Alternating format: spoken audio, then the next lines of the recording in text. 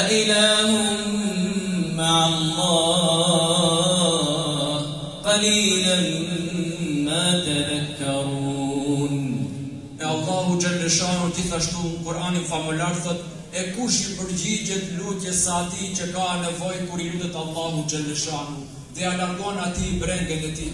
A ka zot tjetër përveç Allahu Gjellëshanu, e sa pak nga robrit e mi më përkujtojnë mua. ولما ذكر جل جلاله وتقدست أسماؤه قصص الأنبياء في كتابه ذكر كل واحد منهم وكيف أنهم كانوا يدعون الله جل جلاله وتقدست أسماؤه. فهذا أيوب إذ قال وأيوب إذ نادى ربه أني مسني الضر وأنت أرحم الراحمين فاستجبنا له فكشفنا ما به من ضر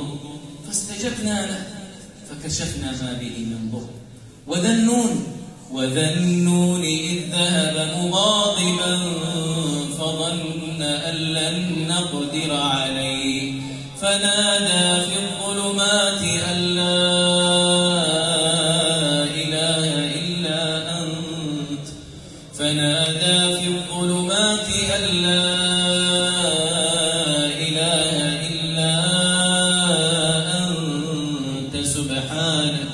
سبحانك إني كنت من الظالمين.